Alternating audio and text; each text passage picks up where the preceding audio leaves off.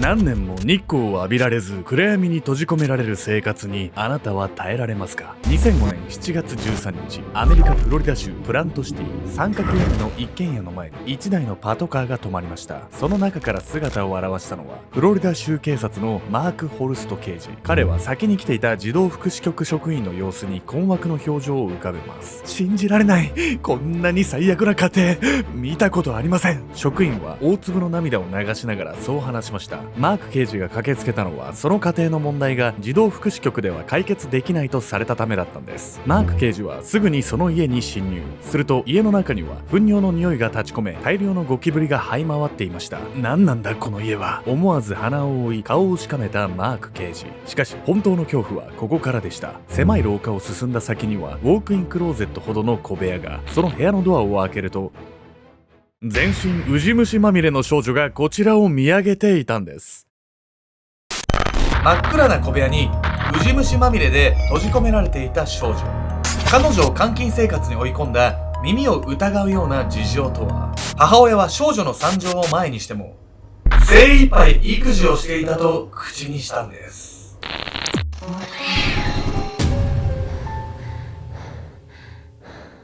おぞすけんちゃんです。やみこです。やみこさん、モンゴル行きたくない？モンゴル。みんなに言ってんだけど誰も共感してくんないの。ゲルしかわからない。家移動すなお前。でも遊牧民の生活ができるとかエンタメは何があんのよ、モンゴルに。クレイジージャーニーかなんかで見た時に、はい佐藤健さんっていう有名な写真家の方が言ったやつかな、牛かヤギかなんかのほう。乳をそのまま飲んだりとか、あと牛のどっかをわざとナイフで切ってそこから出た血を飲んだりとか、その場で殺して食べたりとか、ちょっとやっぱ日本人からするとひどく見えるんですけど、彼らは彼らでちゃんとありがたみを持ってやってるんで、僕も初見うってなったんですけど、食べてはみたい、飲んではみたいな。すごく日本よりもまた違った自然の近さがありそうね。そうそうそう。なんか数歩の白い馬とかさ、教科書で習ったじゃない。忘れちゃった。わかんない。馬の乳のお酒かなんかあるわよね。あるね。馬頭琴とかなんか、でも馬を使ったなんかさ、楽器とかもあるわよね。まあでも、そこの独特の人の生活はあるんだから、それをなんか見れるだけでも面白そうだけどね。そうなんだよね。なんかその一生懸命生きてるのを見たいのよ。感じたいのよ。ちょっと取材してきて YouTube にしてよ。マジでマジでマジで。いやでもね、取材したいよ。してよ。ちょっとやっぱアルゴメトリーでやるのとテーマ変わっちゃうかもしれないけど。てかもうクレイジージャーニーじゃん、もう。ケンジのクレイジージャーニーやってよ。ケンジャーニーやるか、じゃあ。ちょっと考えます。今回はアメリカ・フロリダ州で起きた児童虐待事件をご紹介します。信じられないほど劣悪な環境で少女が監禁されており、発見時の彼女は体中にウジ虫が湧いていたんです。信じられない光景ね。もうその子は生きてたの？結局。そうなんです。ただ少女は長い監禁生活の影響からか、感情っていうものをほとんど持ち合わせていなかったんです。事件は現場の近隣住民によって明るみに出されました。その日、その家の窓からは近隣住民の誰も見たことがない少女が顔を覗かせていたんです。窓の中の少女。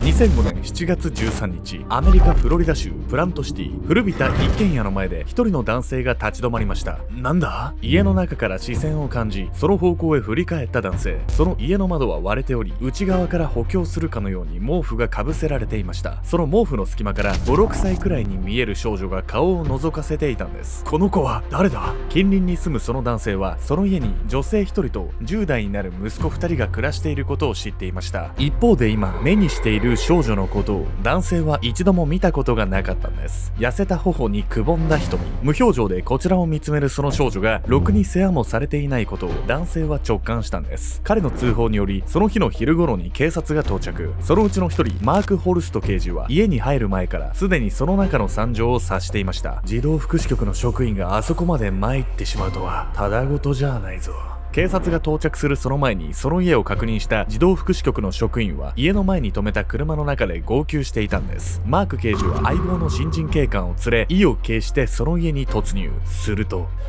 突入から間もなく飛び出してきた新人警官はその場で嘔吐してしまいました。その家の中には18年のキャリアを持つマーク刑事でさえこれまで見たどんな殺人現場よりも最悪と語る光景が広がっていたんです。怖いんだけど、殺人事件でもないのにさ、家入っただけで吐き気催すなんて、どういう状況なわけ？これは実際ね、現場にいたらかなりきついと思います。新人警官が思わず飛び出していった後、その家の母親と息子2人がいるリビングへたどり着いたマーク刑事。彼はその場の光景に戦慄していました。こんなところで本当に生活してるっていうのか。壁や床に塗りたくられた糞尿のような汚物、ソファーやカウンターテーブルは黄ばんでベトベトの状態。足元にはゴキブリが大量に這い回っており、歩くたびにそれらを踏み潰す感触が足を伝ってきていました。とても人間が暮らす環境とは思えないその部屋で平然とソファーに座っている10代の息子2人。マーク刑事の存在に気がついた母親は彼を睨みつけて叫びました。急に入ってきて一体何なんですか。マーク刑事はそんな母親を相手にせずきびつを返すと、また別の部屋を目指して廊下を進みました。通報があった女の子はリビングにはいなかった。一体どこに。そう、マーク刑事の目的は割れた窓から顔を覗かせていたあの少女。そして彼が狭い廊下を進んだ先にはウォークインクローゼットほどの小部屋が。マーク刑事が扉を開けると、その中では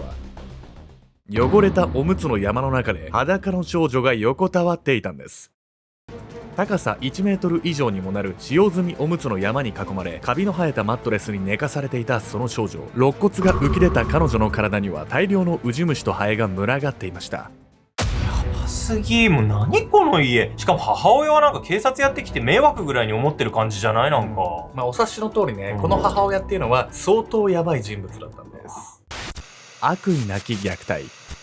少女を小部屋に閉じ込めていた母親ミシェル・クロケットは事件から8年前の1997年に夫と死別しシングルマザーに。当時息子2人とラスベガスで暮らしていた彼女は、夫が亡くなったわずか半年後、カジノで知り合った男性と一夜限りの関係を結び女の子を身ごもりました。こうして1998年9月に誕生したのが娘のダニエル・クロケット。母ミシェルは彼女の父親の名前すら覚えていませんでした。この2年後、一家が暮らしていたトレーラーハウスが火事に遭ってしまい、ミシェルはフロリダ州へ転居。この間、娘のダニエルは引っ越しの時ぐらいしか外に出たことはなく、周囲にはその存在をほとんど知られていませんでした。ミシェルはいつも子供たちをほったらかして夜通し遊び歩いており、その間ダニエルはずっと汚物まみれの状態で小部屋に閉じ込められていたんです。そして2005年7月13日、もうじき7歳を迎えるにもかかわらず、おむつだけを身につけほぼ裸の状態で発見されたダニエル。その姿を目にしたマーク刑事は急いでリビングへ引き返すと、母親のミシェルを怒鳴りつけました。なぜちゃんと娘の世話をしないんだ。するとミシェルはこう言ったんです。世話をしてない？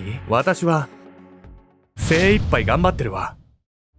ほったらかしにしてる自覚がないってこと？これハエとかウジ虫がたかってんのよ。なんかミシェルの感覚ではそれが悪いことだとは思っていなかったんです。母ミシェルはダニエルがひどい状態で放置されていたことについて次のように語りました。私は確かに娘を汚いままにしてたけど、それはトイレトレーニングをさせてもできなかったからよ。学校にも通わせようとはしたけど受け入れてくれるところがなかったわ。このほか家の中が汚物にまみれゴキブリだらけになっていることについても彼女は何が悪いのか全く理解していませんでした。後の検査で母ミシェルは障害者ではないものの IQ77 の境界知能と診断されています。2人の息子については父親がまだ生きている頃に育てられたので無事に成長できましたが、本来ミシェルは一人で子育てをしていけるような女性ではなかったんです。マーク刑事はその場で母ミシェルを逮捕したいくらいでしたが、上からの指示は児童福祉局に任せるようにというもの。彼はひとまず監禁されていたダニエルを助けようと彼女を抱き上げてその足で病院へ向かったんです。児童虐待で裁判にかけられた母ミシェルは最高で懲役20年もあり得るとされていました。しかし2007年2月、彼女は司法取引に応じてダニエルの親権を放棄し2年間の自宅軟禁保護観察処分に加えて100時間の社会奉仕活動を命じられましたが、刑務所への収監はされず、その後はフロリダ州内で息子たちと暮らしているんです。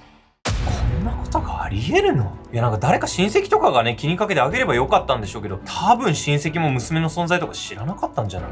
本当そうだと思うんですけど、ただ気になるのは、7歳目前までねこんな劣悪な環境で育てられていたダニエルの状態なんです。冒頭でもね触れた通り、彼女は人間としての感情っていうのをほとんど持ち合わせていなかったんです。欠落。病院へ運ばれたダニエルは全身に湿疹や虫刺されが浮かんでおり、長く伸びた髪の毛にはシラミが大量に湧いていました。体重も21キロと痩せており、言葉を発することも自力で歩くこともままならない彼女を前に、担当医のキャスリン・アームストロングは目を丸くしてこう言います。こんな7歳児は20年医師を務めてきた中で見たことがありません。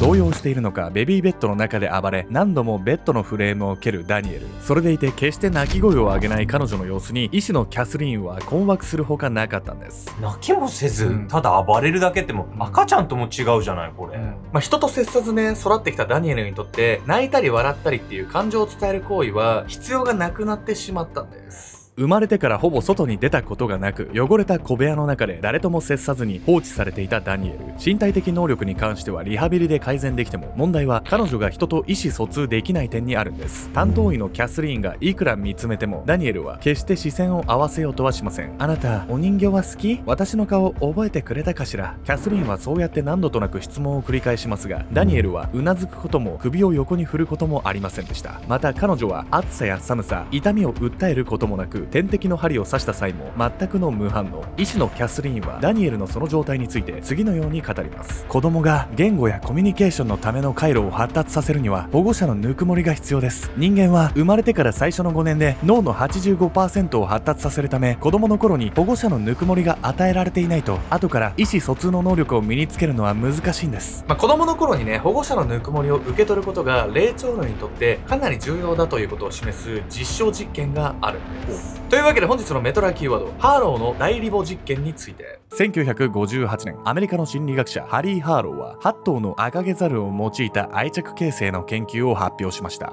実験ではワイヤーで作られた母ザルの模型と布で覆われ電球で肌の温かさを再現した母ザルの模型を使用し、2つのケージを用意しました。1つはワイヤーの模型に哺乳瓶が付けられており、布の模型には哺乳瓶が付けられていないケージ、もう1つはワイヤーの模型に哺乳瓶がなく、布の模型に哺乳瓶があるケージ。結果としてケージ内で生活した8頭の猿はいずれも哺乳瓶の有無に関係なく、布の模型に接触している時間が圧倒的に長かったというんです。つまり猿たちは実際の母猿と同じような肌触りの模型を好んだということ。この結果は霊長類が本能的に保護者との触れ合いを重視することを示しており、それが意思疎通の能力を形成する上で欠かせないことを物語っているんです。いやー、ダニエルはもう7歳になってしまっててさ、これから意思疎通の術を身につけるのかなり難しいってことでしょ？そう考えられてはいたんですが、うんこの後彼女は奇跡を起こすんです。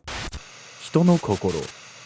ダニエルは保護されてから6週間の入院治療を受けた後、2005年9月に里親の元へ。その生活の中で担当のケースワーカーはこう考えるように、この子に必要なものが人との触れ合いだとすれば、一時的な里親じゃなくて永久的な家族が必要なんじゃないか。こうして2007年2月、ダニエルはフロリダ州フォートマイヤーズで開かれるハートギャラリーというイベントで養子縁組の相手を募集することに。ハートギャラリーは養子先を探している子供の写真を展示するイベントで、この時は600人以上の写真が展示されました。それだけの数の子供の写真が展示されている中で、8歳で言葉を話さず意思疎通のできないダニエルを養子に欲しがる人がいるのか。ケースワーカーは多少の不安を抱えていましたが、彼女を養子にしたいと考える夫婦はちゃんといたんです。その夫婦はフロリダで在宅リフォームの仕事をしているバーニー・リローとその妻ダイアン。2人にはそれぞれ成人した息子が4人と9歳の息子が1人いましたが、女の子に恵まれずかねてから娘が欲しいと考えていたんです。夫婦は一目見てダニエルのことが気になり、実際に会ったり話を聞いたりするうちに放っておけなくなりました。こうして2007年5月、彼らはダニエルを養子に迎え入れたんです。夫婦はダニエルをダニと呼んで可愛がりましたが、彼女を育てるのはやはり茨の道でした。人形を差し出せばその人形の手を噛みちぎり、チョコレートを渡せば銀紙ごと食べてしまうダニエル。彼女の振る舞いはとても人間らしいとは呼べず、夜中も寝ずに這いずり回っているため、両親は抗精神病薬を用いて寝かしつけていました。ここから夫婦は作業療法、言語療法のほか乗馬をさせたり、教会やスーパーなど公共の場に連れ出したり、あらゆる方法でダニエルに教育を施したんです。すると引き取られて1年が過ぎる頃にはおむつが外れ、トイレに行きたい時にはパンツを引っ張って尿意をアピールするように。他にも食事中にコップを叩いてジュースが欲しいことを伝えるなど、ダニエルは家族に対し確かに意思疎通を図るようになったんです。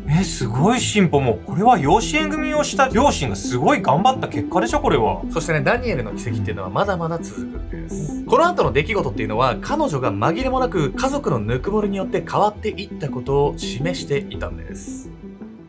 ダニー、今日もお兄ちゃんと遊ぼう。そう言ってダニエルに近づいたのは、養子先にいた9歳の兄、ウィリアム。彼はダニエルが家に来たその日から、新しい妹である彼女を非常に可愛がっていた。ダニエルを気遣った彼は、2階の自分の部屋を彼女に譲り、自身はリビングのソファーで寝ているほど。そして、両親がダニエルのために壁をピンクに塗ったその部屋に、ウィリアムはいつも遊びに来る。よし、捕まえたぞ。そう言うとウィリアムはダニエルを後ろから抱きかかえた。彼が両脇をくすぐり始めると、ダニエルは嬉しそうに頬を緩ませる。そして彼女は以前なら考えられなかったその笑顔とともに確かに言葉を発した。いや、やめて。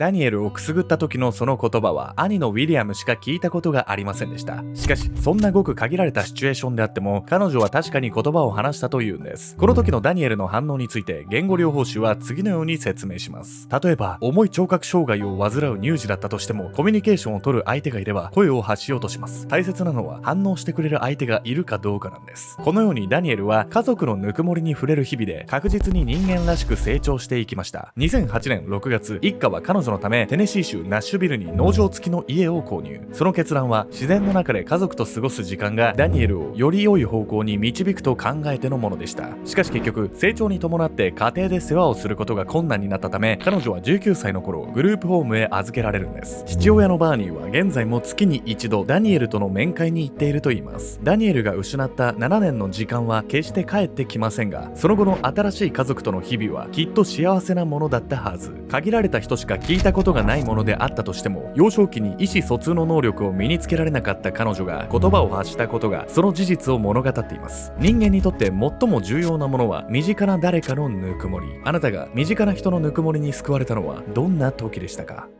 おさすけんちゃんです。ここでね、皆さんにね、重大発表なんですけど、なんとアルゴメトリー恵比寿にシーシャバーをね、オープンします。もちろんね、最高のシーシャは作りつつも、店内流してる曲を流行りの J-POP とかじゃなくて、ジャズとか聴きやすいクラシックだったりとか、内装はアンティークのね、食器だったりとか、ちょっとそういう、いわゆるヨーロッパの純喫茶みたいな大人の空間をね、作っていこうかなと思っていまして、で、店内には間接照明とかね、暗さと明るさのバランスを取りつつ、すごいね、素敵な空間を作ろうと思ってますと。ちょっと最近ね、恵比寿にある、もうすでにシーシャバーとして運営しているところを買い取りまして、ただその名前とか中身でやるんじゃなくて、もう内装も全部変えて、ほぼ買い取った意味そんなないんですけど、もう作り直して、新しいブランドとしてね、やっていこうかなと思いますと。で、ちょっとそれにあたってですね、一番大事なのって、やっぱり人だと思うんですよね。お店で働いてる人だったりとか。ね、内装とかもね、大事なんですけど、やっぱり人だよねっていうところで、というわけでこの度、恵比寿のシーシャバーのですね、オープニングメンバーを募集したいと思います。基本的にはね、C 社を作ったり、あとはお客様にね、お話ししたりとかして、そういう接客を含めてやってもらうっていうところと、あとはね、頼れる方がいれば、店長っていうポジションもね、やってほしいなと思ってます。なので、オープニングメンバーとして、そういったね、ところで C 社が好きな方だったり、そういった方がいましたら、今ね、C 社バーでまさに働いてるよって方もいましたら、ぜひね、一緒に働きたいです。で、僕の目標としては、いわゆるYouTuber が開いた C 社バーだから人が来るよね、みたいな、そういうのはやりたくないんです。もちろんね、皆さん来てくれるっていうのは嬉しいんですけど、そこに甘えたくない。本気で来てくれたお客さんに、別に特に YouTube 知らずに、フラッと立ち寄った人にも、また行きたいなって思ってもらえる、そういったね、空間を作りたくて、そのためには C 社好きでとかだけじゃダメで、来てくれたお客さんに最高のね、おもてなし、体験をしてもらおうっていう、そういうホスピタリティっていうのがすごい大事で、だからある意味 C 社の経験ももちろん大事なんですけど、むしろそういった人間性だったりとか、そういった思いに共感してくれる方と僕は一緒に働きたいなって心から本当に思ってて、もうそういうのを楽しめる方、そういうのに情熱を持てる方、お客様にね、感動してもらえてっていうね、そういう空間を作りたいなっていう、そういう熱意がある方、共感してくれる方ね、ぜひね、概要欄、もしくは固定コメントからね、ご応募いただければと思います。ぜひね、一緒に最高の空間を作っていきましょう。よろしくお願いします。